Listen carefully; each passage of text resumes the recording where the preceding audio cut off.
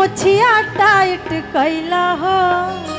जय हो तिलक लेबे में समधि अपन मुछिया टाइट कैला हो। आ मंगनी के कुर्ता मंगनी के जूता पहिन के साले अइला हो।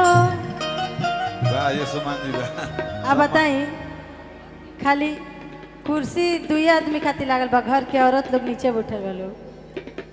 ना ना हम तो कुर्सी रहोगे लोग खातिर तो मंगल ही वाली भाई जमीन पर जमींदार लोग बैठते हैं।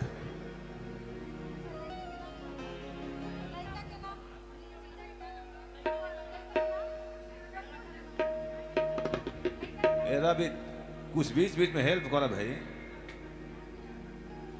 तो है ना मैन्युफैक्चरिंग पर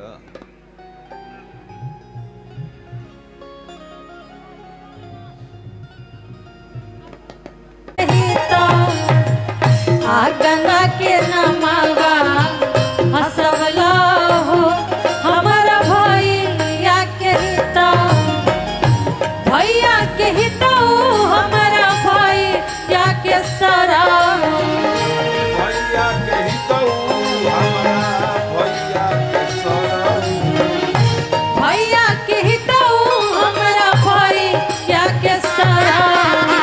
भरला सभा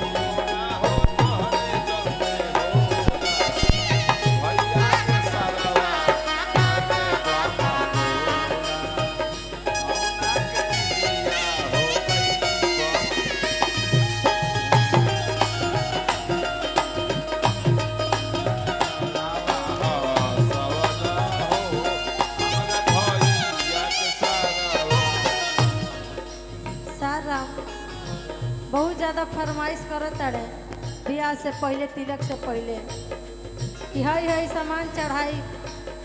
आ जब तिलक चढ़ावे के बारी आवता तो देखी का चढ़ा देते हैं। सोना चांदी फूला के बर्तन करार कैला,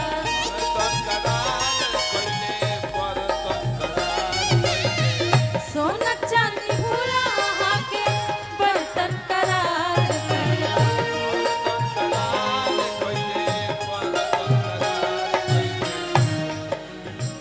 सोना चांदी फूलहा के बर्तन करार कैले। बाकी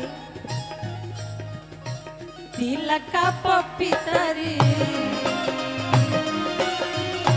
तिलक का पपीतरी चढ़वला हो हमारा भैया के सरा, तिलक का पपीतरी चढ़वला हो हमारा भैया के हिता।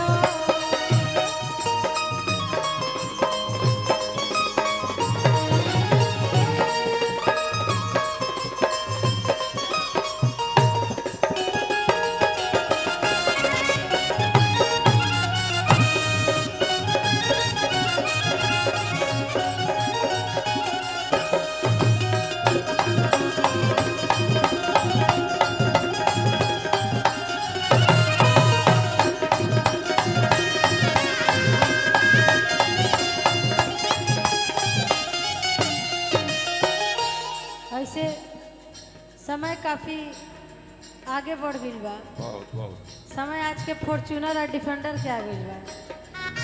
बाकी एजा बात बुलेट के होता, लेकिन इनका इहो सकान नहीं के रहा। कैला करार सरम बुलेट चढ़ावे के,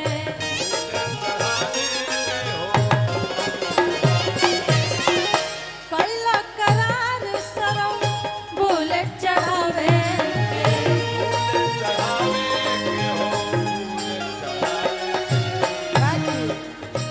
बुलेट के बदले का चढ़ावते हैं? साइकिल पर भाई भरा साइकिल पर भाई भरा मावला हो हमारा भाई या के सरा आगाना के नामवा असवला हो हमारा भाई या के हिता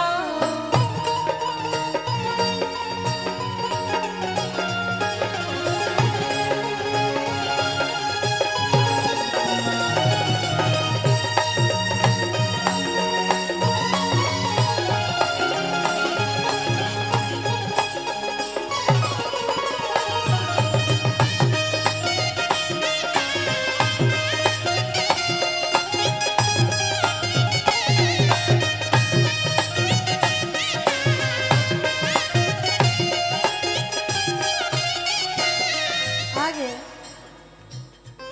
भैया हमार सुंदर सुंदर चीज मांगत नहीं कि जब तिलक चढ़ी तो हमरो समाज आई हमरो कुछ लोग आई कम से कम इज्जत प्रतिष्ठा उस समय बनल रहे के चाहिए। सुनर सुनर चीज हमार भैया तो से मांगा ले